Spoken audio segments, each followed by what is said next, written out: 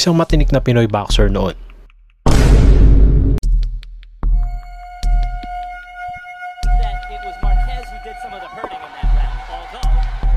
Na si Juan Manuel Marquez para sa titulong WBO Interim Featherweight Championship.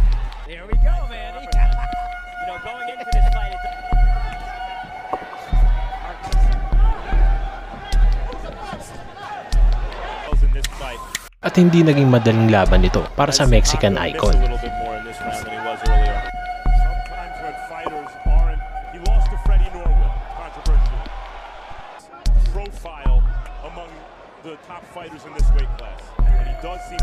Dahil tila napasubo ito sa ating kababayan na isang tubong Dumaguete, Negros Occidental.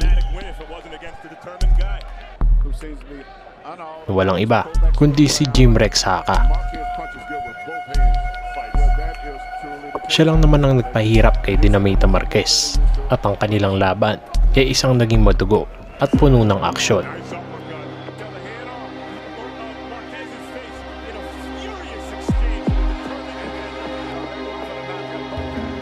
Na gustong gusto naman ng mga boxing hardcore fans.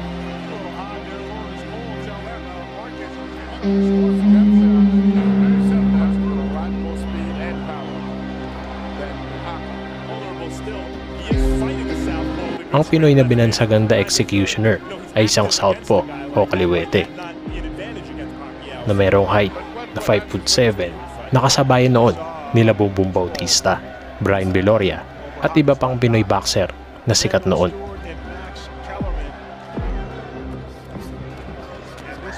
Naging mahigpit ang kanilang bakbakan.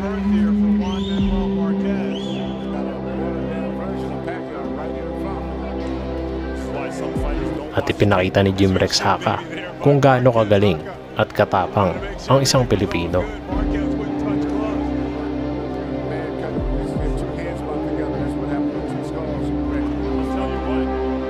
Para sa ilang Pinoy, isa itong may ituturing na classic fight dahil kahit bagito pa ang ating kababayan, naipakita niya na kaya niya makipagsabayan sa isang elite fighter.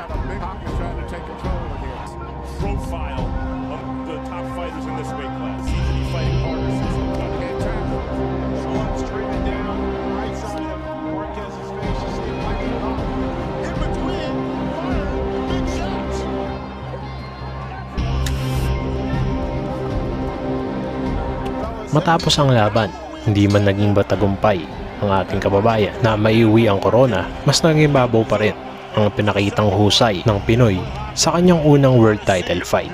At sa mga panahong ito, dito na nagsisimula ang Philippines versus Mexico rivalry. Pero bago sumabak ang ating kababayan na si Jimrex Haka kontra kay Juan Manuel Marquez, nakalaban niya muna si Pacquiao. Maaaring nagulat kayo, pero ang tinutukoy ko ay ang nakababatang kapatid niya na si Bobby Pacquiao. Kaya samahan niyo akong panoorin ang brutal knockout na ihahatid sa atin ng The Executioner, Jimrex Haka. 14 wins, 6 losses, and 2 draws with 7 of his wins coming. Kaya huwag kayong kukurap at panoorin mabuti ang magaganap sa bakbakang ito. Among all the super bantamweight contenders, he fights out of the L&M Gym of Manila, and tonight is wearing the black trunks. Ladies and gentlemen, let's all welcome Bobby Pacquiao, 23.5 pounds. He's undefeated in 11 fights as a professional, with 11 wins and 6 of these coming by way of knockout. Ang nooy 18 anyos na si Jimrex Haka ay may impresibong record na 11-0. Kaya dito natin malalaman kung gaano kabangis ang batang Pinoy. Panoorin niyo mabuti.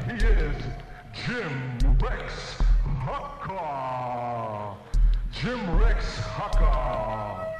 Well, Jimrex Haka is wearing the 8-ounce gloves.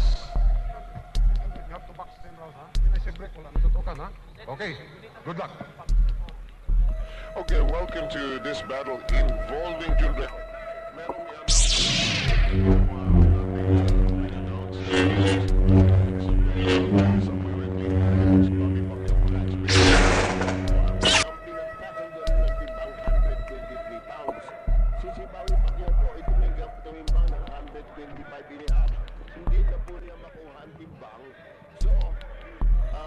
Si Paul Pacquiao po ay pinagamit ng 3 pounds o 120 po. Inilabang po nila. So, hindi po nagawa ang timbang. So, may penalty po diyan. Nagamit siya ng matlaking glove. Ang ginagamit ni Pacquiao, 10 ounces. Samantala si Jim Lecraca ay 8 ounces lang. Ano ang mga effects niyan? Mas mabigat na glove partner. Well, sa pagkatagalan niya, medyo mabigat yung bibigat ang kamay mo. By 2 extra pounds, ano? Yes, extra 2 ounces. Ounces, sorry. Yes, right. Well, ang laban po ito, parehong kalibrete po ang makalaban nila. Ilang minuto lang ang lumipas. Ramdam na ni Bobby Pacquiao ang hagupit ni Jim Rexaca. Rate the fighters by that large white waistband that he has on his trunks while buti na lang color TV na ngayon. Ano mga araw, isipin mo, pag black and white, parang hindi din lalabas yan. Right. At ang sapatos po ni Pacquiao, puti. Samantala po si Taka itim.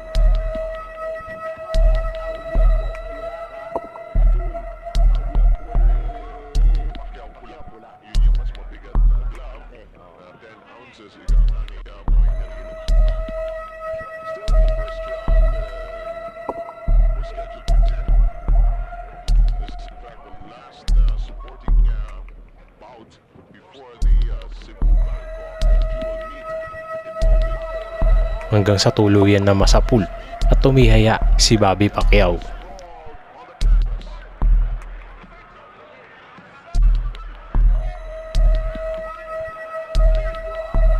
This is very short.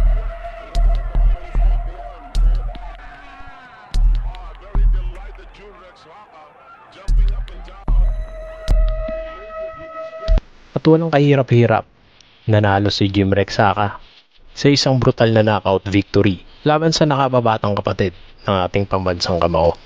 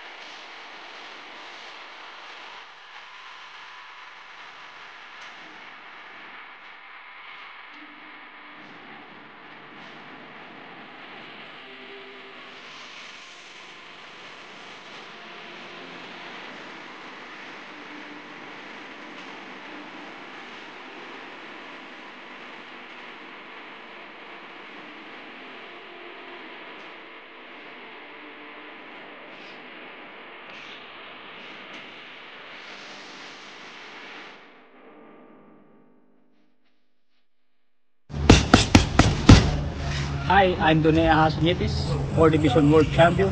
Please subscribe, Suntok Pilipinas.